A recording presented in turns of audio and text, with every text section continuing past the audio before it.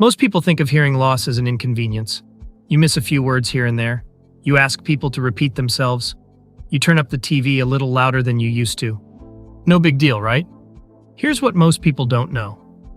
Of all the risk factors for dementia that researchers have identified, high blood pressure, obesity, smoking, diabetes, physical inactivity, there is one single risk factor that accounts for more cases of dementia than any of the others. It's not your diet, it's not your family history, it's untreated hearing loss. And the most alarming part?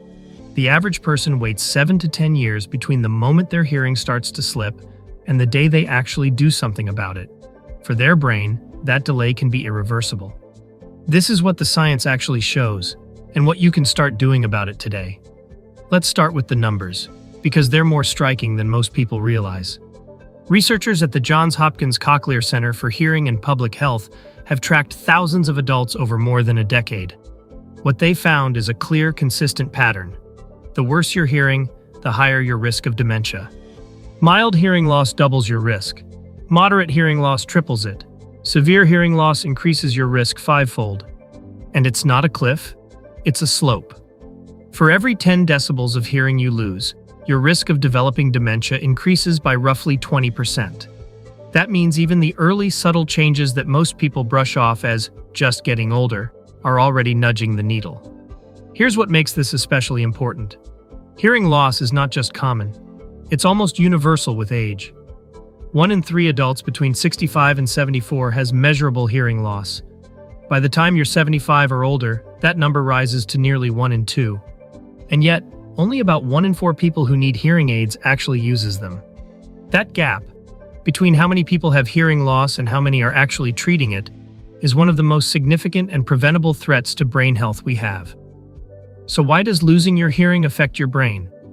It seems like they're separate systems. Your ears catch the sound. Your brain processes it. If the ears are the problem, why does the brain pay the price? The answer comes down to 3 pathways, and understanding them changes how you think about hearing loss entirely. The first is what researchers call cognitive load. When your hearing starts to decline, sound doesn't disappear. It degrades. Voices become muffled. Consonants blur together. You can hear that someone is talking, but you have to work to figure out what they're saying. Your brain is remarkably good at filling in these gaps. It pulls from context, from memory, from pattern recognition. But that work comes at a cost. Your brain has a finite budget for thinking. When you're constantly overspending just to hear, your memory and planning go bankrupt. Over time, this constant overwork exhausts what researchers call your cognitive reserve, the brain's buffer against decline. Think of it as a battery that keeps getting drained. When cognitive load is high enough, for long enough, the buffer runs out faster. The second pathway is physical, and it's more alarming. Brain imaging studies have shown that people with untreated hearing loss experience faster shrinkage of the auditory cortex and surrounding regions of the temporal lobe, the areas responsible for processing sound, language, and memory. This isn't just use it or lose it in a motivational sense. It's measurable structural atrophy. And researchers have found something even more troubling. People with age-related hearing loss show higher levels of tau protein, the same protein that forms the tangles found in Alzheimer's disease, in their cerebrospinal fluid. Silence isn't empty, it's heavy. This sensory deprivation doesn't just starve the brain of input, it appears to set the stage for Alzheimer's proteins to take over. The third pathway is the one most people already suspect, but the research tells a more nuanced story than you might expect. When you can't follow conversations easily, you stop going. You skip the family dinner because the restaurant is too loud. You drift away from friends because phone calls are exhausting. You stay home.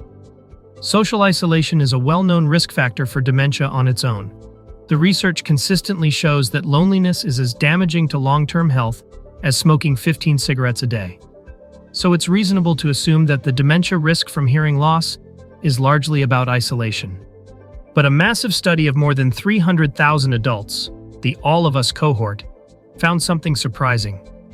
When researchers separated out the effect of loneliness from the effect of hearing loss itself, loneliness only accounted for about 7% of the total risk. The other 93% came from the direct biological effects, the cognitive load, and the brain atrophy. That doesn't mean social connection doesn't matter. It absolutely does. But it means you can't solve the problem by simply staying social. The brain needs the sensory input itself. For years, scientists understood this association, but couldn't prove that treating hearing loss would actually protect the brain. The link was correlational. People with hearing loss had higher rates of dementia, but did the hearing loss cause it? Or were both just symptoms of the same underlying aging process?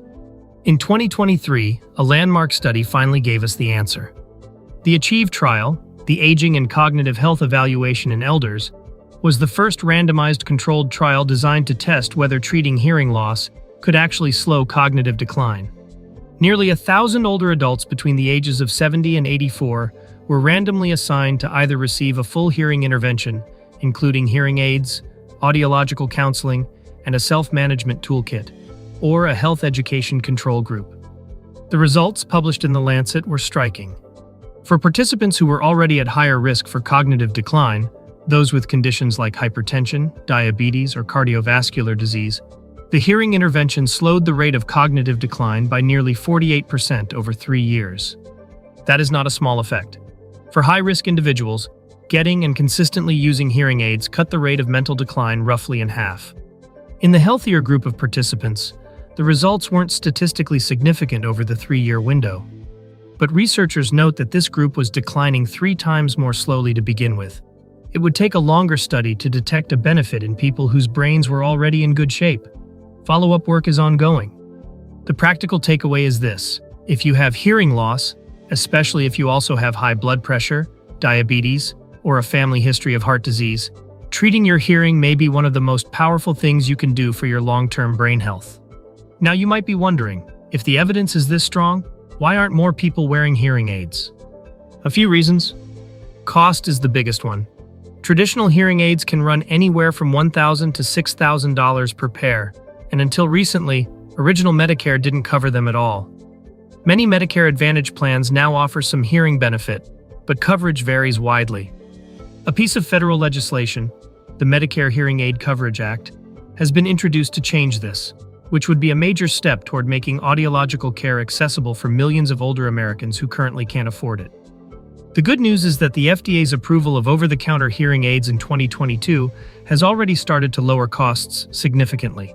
You can now find FDA-approved devices for a few $100s without a prescription. They're not right for everyone. If your loss is moderate or severe, you'll still want a professional evaluation. But for mild to moderate loss, they're a legitimate and affordable option. The other major barrier is stigma. Many people associate hearing aids with being old, with being diminished. So they wait. The average person waits 7 to 10 years after first noticing hearing loss before seeking treatment.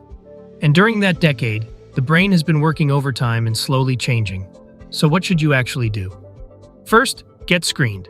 And don't wait for symptoms. The American Speech-Language Hearing Association recommends that adults over 50 get a hearing screening every 3 years, even if they feel their hearing is fine. The reason is that age-related hearing loss, called presbycusis, develops slowly and silently. It typically starts with the high-frequency edges of speech, the S, the F, and the T. Without them, a word like task simply becomes ack. You can still hear voices, but you start missing pieces of what they say. By the time you notice it, the loss has often been building for years. If you're not sure whether you might have hearing loss, try this self-check. Ask yourself, do I often ask people to repeat themselves? Do I struggle to follow conversations in noisy places? Do I have trouble hearing on the phone? Do I feel like people are mumbling? Do I keep the TV louder than others prefer? If you answered yes to 2 or more of those, it's worth getting a proper evaluation. Second, bring it up with your doctor. Hearing screening is not always part of a standard annual wellness visit. You may need to ask. Tell your doctor you want your hearing checked as part of your brain health plan. Frame it that way, because that's exactly what it is. Third, if you're diagnosed with hearing loss, treat it. Don't wait. Don't tell yourself you'll deal with it later. The research is clear that earlier intervention means better outcomes for your brain. If traditional hearing aids are out of reach financially, ask about over-the-counter options or whether your Medicare Advantage plan has a hearing benefit. And if you already have hearing aids, wear them consistently.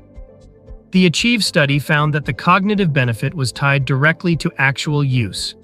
Here's the bigger picture. We live in a culture that treats hearing loss as a normal, minor part of aging. You lose a little hearing, you miss a few words, you manage. It doesn't feel like a medical emergency. But your brain doesn't see it that way. Your brain is quietly paying the price for every year of degraded auditory input, working harder, shrinking faster, and accumulating the very proteins associated with Alzheimer's disease.